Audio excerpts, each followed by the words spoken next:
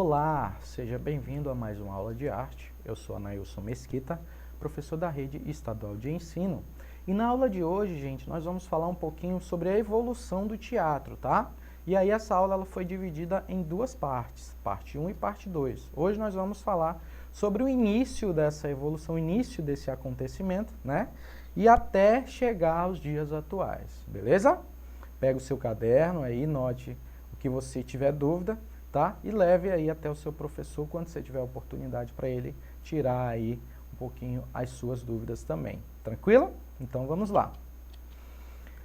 A história do teatro, gente, teve início na Grécia Antiga, tá? Em torno do século VI a.C., e nessa época eram realizados rituais em louvor ao deus mitológico Dionísio, também conhecido como Baco, tá? Divindade relacionada à fertilidade, vinho e diversão. Assim o teatro surge nesse contexto e em consequências dessas festas.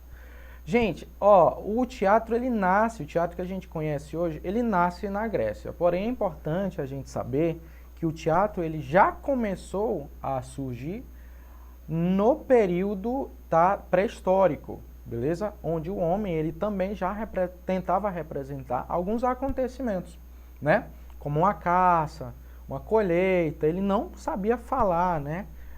Utilizar as palavras. Então ele utilizava os gestos para poder se comunicar. Daí nós temos aí a origem do teatro, né? O teatro pré-histórico, beleza? O teatro que nós conhecemos hoje, aí sim ele tem uma origem, tá? Lá na Grécia, juntamente, né? Dentro das festas do deus Dionísio, onde nós temos uma figura interessante que vai ser muito importante aí dentro dessas festas, que é o Téspis, que foi um dos primeiros atores do teatro do Ocidente, tá? Então veja, o teatro ele começa na pré-história também, tá? Mas o teatro que nós entendemos hoje, ele começa lá na Grécia, tranquilo? E dentro das festas aí do deus Dionísio, né? Conhecido também pelo apelido de Baco, beleza? Deus do vinho, festas, fertilidade, diversão. Olha só, apesar de ser um consenso que o teatro ocidental teve origem na Grécia, né, é importante entender, né, que essa manifestação ela já estava aí, junto na pré-história, né, através da imitação, certo? Foi o que a gente acabou de falar. E aí as celebrações ao deus Dionísio duravam vários dias, né? E ocorriam na época da colheita, né? Como forma de agradecimento pelo alimento e pelo vinho.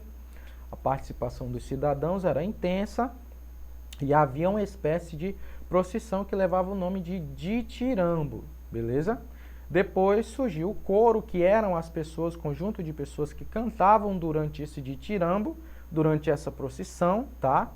Homenageando aí Dionísio, obrigado por mais uma colheita e tal, patati patatá. Até que aparece Téspis, né? A figura aí de grande importância, que aí dentro dessas festas, né? Ele chega numa praça, em um tablado, né? Coroado aí com um cacho de uva e uma máscara, ele faz a seguinte citação: eu sou Dionísio. Aí todo mundo olha para ele e diz, que doido.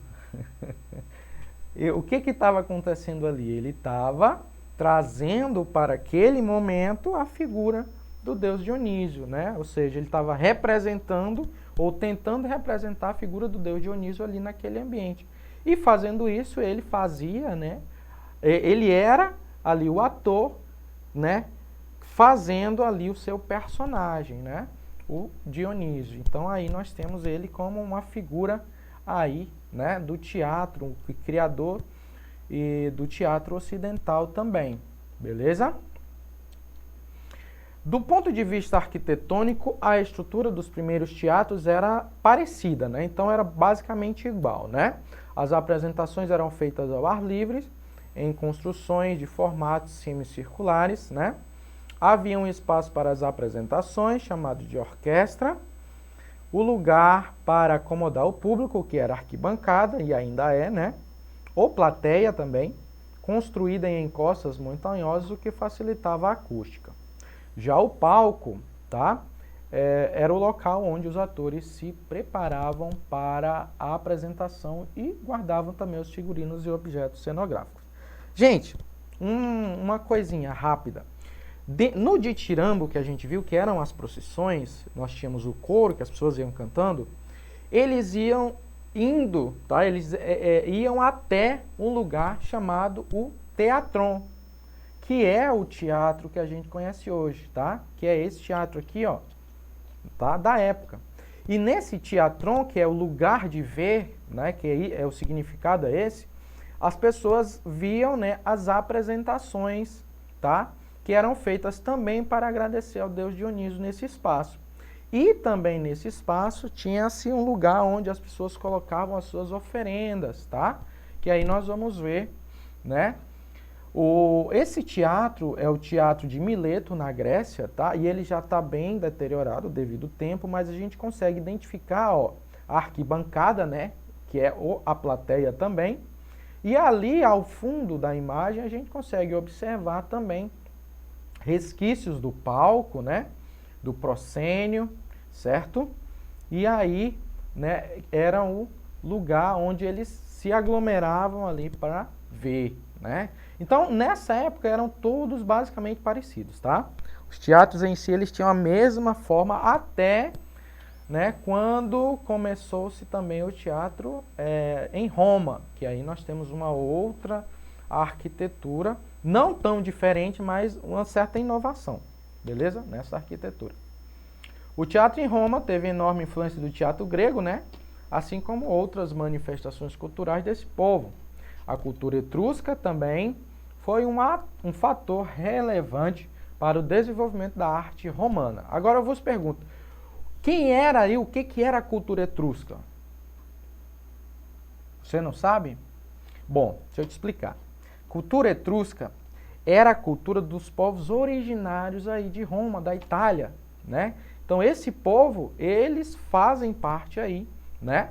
Fizeram parte da construção do povo italiano, né? Assim como os indígenas fizeram parte da nossa construção até os dias atuais, tá? Então, por isso que se fala que a cultura etrusca deu muita relevância aos costumes romanos, porque eles fazem parte aí, né, dos povos originários italianos, romanos, né? Beleza? A mais significativa delas é no que se refere à estrutura arquitetônica, tá? Que antes era feita em encostas, né, que a gente falou, de morros e tal, pelos gregos, e depois passou a incorporar arcos e abóbodas pelos romanos. Os temas e objetivos do teatro romano também se modificaram, então veja, mudou também a estrutura do espetáculo em si, né? Mudou um pouquinho também o teatro, o espaço, né, o prédio teatral e também a prática teatral em si, né? No prédio nós temos agora arcos e abóbadas e também na prática teatral nós temos modificações da forma, tá? Como lutas aí com gladiadores e animais e menos assuntos religiosos. Então os romanos eles passaram a utilizar mais assuntos cotidianos e menos assuntos religiosos. Beleza? No teatro medieval, né? Quando o Império Romano declinou-se, aí teve início a Idade Média, né? Que compreende o século V ao século XV.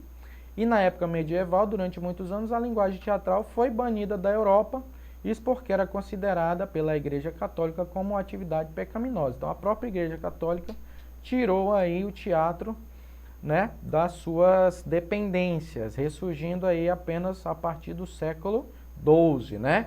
Assim, a finalidade do teatro medieval era a divulgação dos preceitos religiosos e histórias bíblicas. Veja, a igreja retirou na Idade Média e depois, no século XII, recolocou essas atividades dentro da igreja. Por quê? Porque depois ela viu que eram coisas importantes, né? Eram atividades que estavam aglomerando muitas pessoas e as pessoas gostavam daquele tipo de arte. Então ela aglomerou também, ela o recolocou novamente dentro das atividades da Igreja Católica. Só que os teatros eles só podiam falar de temas bíblicos, né? passagens bíblicas, cânticos bíblicos que também fazem parte às vezes do teatro, e dessas atividades somente, tá bom, gente? E também os atores eram apenas pessoas ligadas ao clero da igreja, né? Então não podia fazer parte pessoas de fora da igreja, não podia fazer parte mulheres, podia fazer parte crianças, eram somente ali as pessoas da igreja. Tranquilo? Esse é o teatro medieval. Teatro renascentista foi aquele produzido durante o período da Renascença, né, que teve início lá na Itália no século XV. Diferente do teatro medieval, que possui um caráter bem religioso, o teatro renascentista apostou no teatro popular, né, de caráter cômico e burlesco, e na exploração de vários temas, se desenvolveu em diversos países europeus, como Itália, Inglaterra, França e Espanha, e, no entanto, muitos países ainda apresentavam um teatro erudito e religioso de influência medieval, né? Então, o teatro renascentista, ele já passou aí para outro contexto. Enquanto o teatro medieval ele tinha somente aí contextos religiosos e também as pessoas que participavam, os atores, eram somente pessoas do clero, nós temos aí o teatro renascentista que agora utiliza as histórias das pessoas, né? Aí as passagens das pessoas que fizeram parte, né? Os contos de escritores também, né? Então eles começam a trabalhar essa forma de teatro, né? Criar teatro a partir de um texto, né? De algo que aconteceu e que está acontecendo, até mesmo para falar sobre algo dentro aí daquela comunidade, né? Como críticas. Esse foi o teatro da Renascença, né? Então, aí utilizavam também os caráteres cômicos, né? Faziam bastante aí teatros para o intuito da diversão mesmo das pessoas, tá? E, veja, na Itália, algumas obras, né? Nós temos o Nicolau Maquiavel, também dramaturgo, tá? Que aí ele fez a peça Mandrágora. Nós temos na Inglaterra o teatro elisabetano, né? Ele é elisabetano mesmo. Foi desenvolvido junto aí do teatro renascentista italiano. As peças de tragédia e comédia de Shakespeare, tá? Foram um dos primeiros tipos de teatro no início. Marcaram bastante. Hamlet e A Megera Domada também. Sonhos de uma Noite de Verão, tá? Nós temos na Espanha o teatro renascentista, né?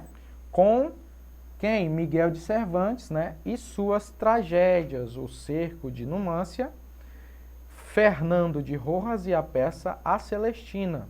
Aí temos o Pedro Calderón, de la Barca e sua obra A Vida é Sonho. Então aí nós temos algumas peças para vocês e autores também para vocês também pesquisarem, né? Hoje no YouTube a gente pode ver bastante coisas diferentes aí, obras, né? E elas que tiveram até ressignificações hoje, beleza? Características, tá?